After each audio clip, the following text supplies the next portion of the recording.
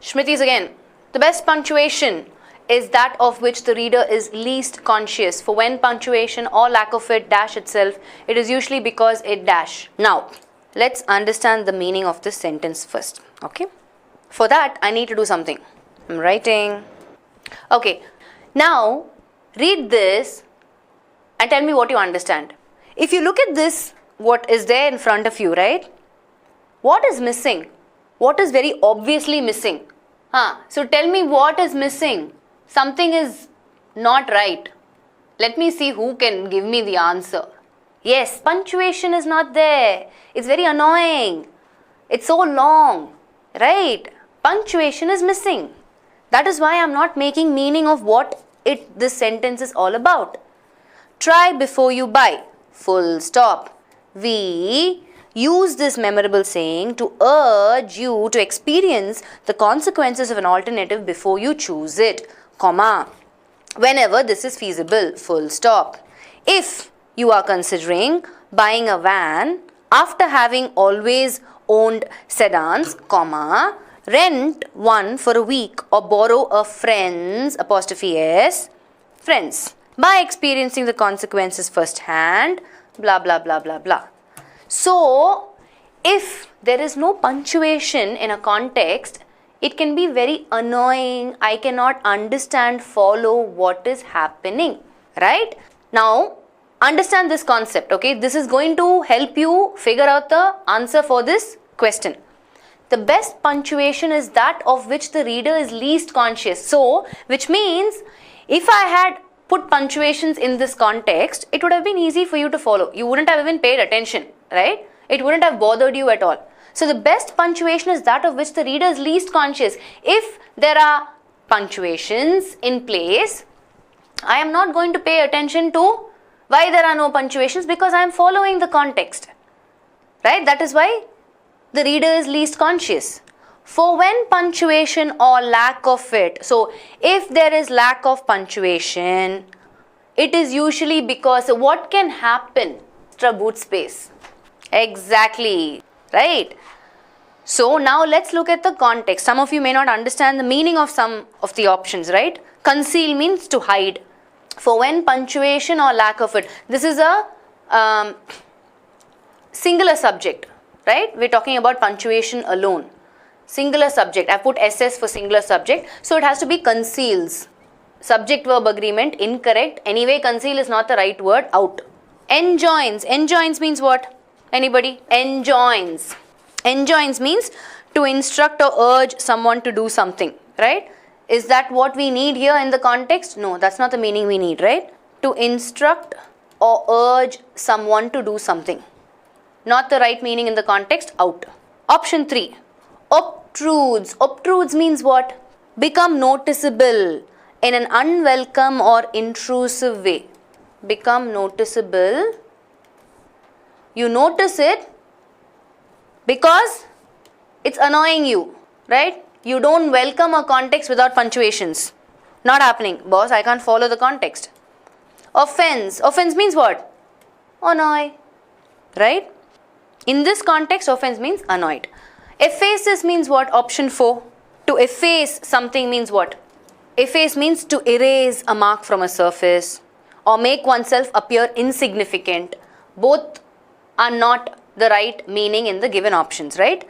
Like if I say Isha did her best to efface herself at parties. So maybe Isha doesn't like parties, so she'll make sure that nobody kind of notices her, right? Effaces itself. It is usually because it counts. Doesn't make sense. It's illogical. Option 4. It has to be option 3.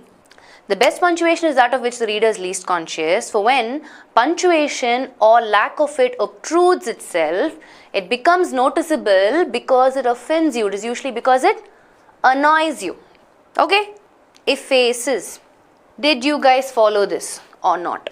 This is again of a little higher level, I would say, the difficulty level, because you'll have to really understand the logic behind the meaning, the question is giving. Effaces also means to erase a mark from a surface. One word has more than one meaning, right, in English? Did you understand? That's it. Smriti. If a junior executive neglects his professional development and dash education, he can easily and quickly become obsolete in a world changing at dash rates. Okay, again double synonyms. Okay, I will highlight a clue phrase for you in the context. You tell me what the correct option is and why. Okay. If a junior executive neglects his professional development and dash education, he can easily and quickly become obsolete in a world changing at. Okay, your clue phrase is this. Becoming obsolete. That's your clue phrase. For those of you who don't know what obsolete means, no longer in use. Right? I mean, writing letters, who does that nowadays? Though it's a really nice thing to do, taking time to write down letter, but nowadays everybody is just WhatsApping and Facebooking and Instagramming and doing all those things, right? Nobody has the time to write letters. So I'm sure down the line, another couple of years, it'll be obsolete, writing letters. Likewise, so I want you to keep this in mind. Now tell me, okay, you guys are giving me the answer and all is great, but why is option 4 the answer? Is there another clue for you? Another clue is neglects. That's another clue phrase for you, clue word for you. Why is that the correct answer? Now let's look at the context. Since you guys have given me all the options, let's go one by one, okay? I said the clue word is neglect and I said become obsolete. Now, in the context, what is the context meaning first? It's very important for you to understand that, right? That will only help me choose the answer option correctly. If a junior executive neglects his professional, so he's a junior executive, right? Which means, let's assume this guy is working. So while he's working, if he neglects his professional development, if he gets so caught up with the work and doesn't pay attention to upskilling himself, right, professionally, and dash education. Now, option 1 says management education, option 2 says higher education, option 3 says better education, option 4 says continuing education, option 5 says value education. Out of all these 5, we are talking about a general context where we are saying, hey boss, if I start working, I cannot get caught up with my work. I have to continuously upskill myself professionally, and the only way to do that is constantly educate myself. Right? So we're not talking about any specific education. So management education, higher education is not applicable. Better education, yes, but it's not a most effective word. Value education again is very vague. However, continuing education, which is talking about something that is constant, something that you have to do continuously, right? So if this guy is a junior executive, he should not neglect his professional development, and how will he develop? He has to constantly keep educating himself, upskilling himself, continuing education, adjective, continuing, right?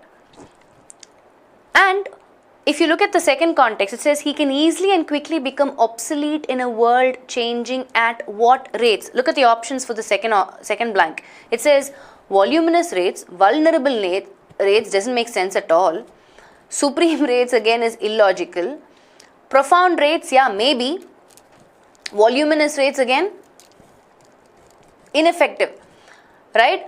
Become obsolete in a world. Why, what rates are we talking about that we are saying that, hey, at the rate at which this is going, it's going to become obsolete? The word for that is dizzying. Dizzying means what? Dizzying rates. So dizzying here, the adjective, brings us the meaning of we don't know what will happen 5 years down the lane, right? It's a very unsteady environment that we live in, right? For a lot of us, not all of us are tech savvy, right? So for a lot of us, changes happening at such fast pace can be very confusing, right? We don't know how to use them, how to apply them effectively, right? It can be very confusing. At the same time, we are also amazed because of all these changes that are happening, right? A lot of them are very amazed with, Instagram, chat options, right? So the right word which brings in the meaning of the context effectively is dizzying rates. Continuing education, adjective, and dizzying rates. So total meaning is, if a junior executive neglects his professional development and continuing education, so if he's not going to constantly upskill himself and be tech savvy and change with the times, what's going to happen is he can easily and quickly become obsolete. So whatever it is that he is doing now will no longer be applicable 10 years down the line. So he will be left out. He will be the only one left behind if he's not catching up with how the world is changing and what technology is being used currently. That's what it means. Are you following? Second part meaning is very easy. He can easily and quickly become obsolete. So whatever, maybe 5 years down the line you won't have any other option other than Instagramming. Are you on Instagram right now? If not, buck up, right? That's what they're saying. So right now, see, we are using this option, right? Where I'm using a Wacom screen to explain to you. You don't see my face. I'm using a digital pen and explaining things to you, right? But there are still some people who are sitting in classrooms using a whiteboard or a blackboard and teaching, right? So what we're trying to say is, boss, you need to move with the times. People are no longer, sitting in classrooms. Yes, there are, of course, the education system is such that we still have that in place. But maybe 20 years, 30 years down the line, we may not even have that, right? Everybody is going to be probably learning online. We don't know. Just an example I'm saying. So a class teacher sitting and teaching with a blackboard in a classroom might become obsolete 50 years down the line, is what I'm trying to say. I mean, that's the meaning that the context is giving. Okay? Shall we move forward? Like I said, no, professional development and value education. Value education is a little vague for me. I would rather go with continuing education, right? Something that is constant, something that is continuous, which is change. And that's more effective. That's why I said, though 5 seems like a good option, 4 would be more effective.